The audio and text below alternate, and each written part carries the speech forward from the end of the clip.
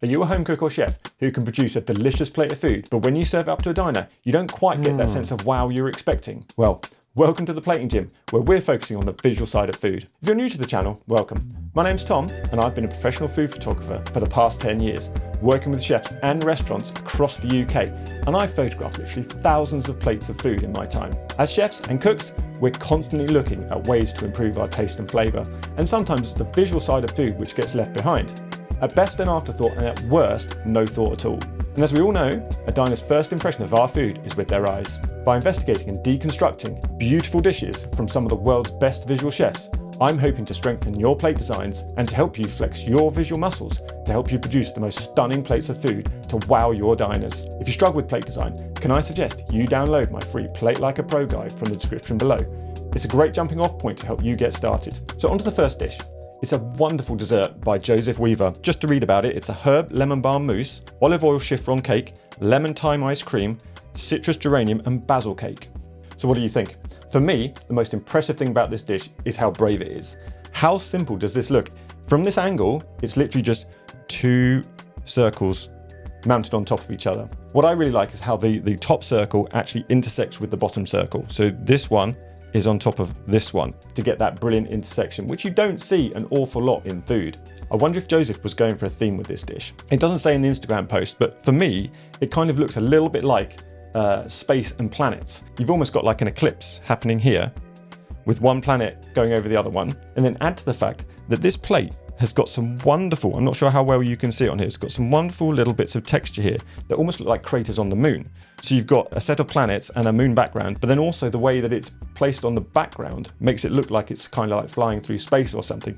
Now, if you've seen any of my videos before, I do sometimes potentially look a little bit too much into this, and the chef may not have thought about any of this, but what's brilliant about art, and I think plate design in particular, is that we can kind of see what we want into it because it's very, very abstract. I think it can be endlessly fascinating and a great source of creativity for anybody out there just to maybe start with a theme and see how you get on from there. In this dish, we also see the rule of three, which I've mentioned in some of these other Plating Gym videos. It might not be obvious to start with, but you certainly have the one circle here, the second circle, and then the plate itself. Because it's circle and mirrors the other two, I think that can count in the design and therefore the rule of three. What do you think of the colour choice? I actually think it's really powerful. It contrasts the white of the plate and the white of the other part of the dessert really nicely. This green here really makes it pop. You've also got some wonderful textural contrast here as well. I'm not entirely sure how he's achieved it, but it really stands out against the second circle underneath and also the plate, which draws the eye to the colour and the texture. It's brilliant. Now, I wish more chefs would do this, but Joseph has actually added a second angle to his dish, which really helps us to see what's going on. Because from the top, as brave as that decision is just to show the two circles, there's actually a lot more going on underneath the surface that when it's presented to you as a diner, you're really going to appreciate. I think the first thing which is really impressive and that you don't notice is the height. So you've got some wonderful heights stacked up with the different elements of the dish, which we wouldn't have seen. And it also shows more precision and skill of the chef. I love how simple it looked from the top, but I think it's also a great appreciation of skill that there's so much more going on. As we've got at least 3 different levels here and 2 here, which we wouldn't have seen otherwise.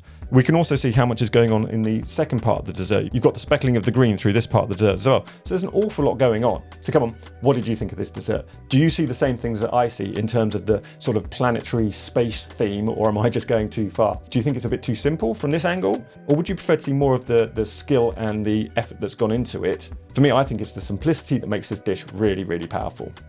Let me know what you think in the comments below. The second dish is by a chef called Marc Mantovani. It's a wonderful asparagus dish. In his Instagram post, he was saying that this is the end of the asparagus season, so he really wanted to celebrate, and boy did he. What a stunning looking dish. Again, to give you a good idea of what you're looking at, it's a green asparagus from Provence, marinated in marigold and cooked on the barbecue, with shiso and kaffir lime leaf ice cream. What an amazing combination. It sounds absolutely delicious and looks really, really strong. Clearly, this dish is all about the shapes. Firstly, we've got to look at the asparagus. It's this wonderful, long, beautifully fresh piece of asparagus. What I really love about it is the precision, how he's added the flowers here, but also the contrast of a more organic way of cooking. So he's got the barbecue char marks all the way down here, which offer a great contrast to the greens as well. And we also have a few more pops of colour. The little flowers that we see on the leaves here not only add a textural interest, but also those little pops of colour really help to elevate what is a fairly monochromatic plate of food, but the pops of yellow just add a little bit more interest for the eye. I love how Marc has added the shiso and kaffir leaf ice cream to this dish. I'm sure it adds a wonderful textural and flavour addition to it. And from a visual point of view, it's very interesting as well, because you add a much more natural shape here to the very much more precise shape of the asparagus and also of the perfect circle of the sauce here. So to add this shape to these two shapes, so it's quite an odd choice if you ask me, and quite a brave choice. What do you think? Do you think this shape helps the dish, or would it have been better if it was a more precise circle or quenelle or something like that? Again, let me know in the comments below what you think. There are no right or wrong answers to any of this. It's all subjective. Don't be afraid to comment, and it'd just be interesting to hear your opinion. With this dish, we clearly have to talk about the colour as well, because it's a very powerful and vibrant green, which provides a huge amount of contrast to the white, simple plate. For me, monochromatic plating is one of the hardest things that you can do out there, so I think it's a wonderful attempt, even though possibly you wouldn't class it as pure monochromatic, because you do again have the slight pops of yellow in there as well. But again, it adds visual interest to the eye, as does the char from the barbecue.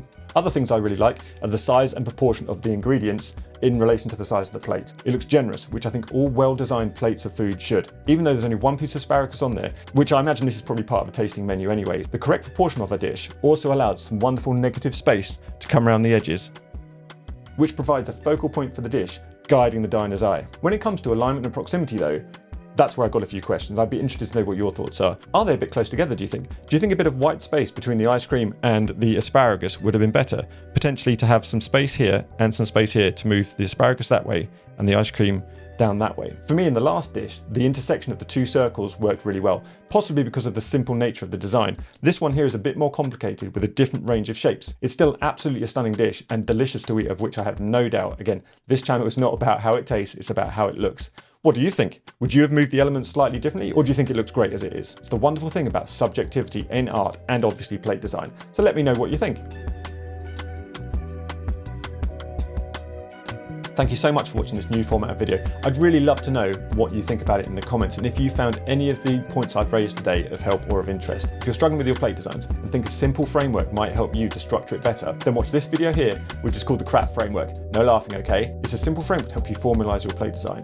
It stands for contrast, repetition, alignment, and proximity. I've had some fantastic feedback on it. So if you think that sort of framework could help you, get watching now and good luck.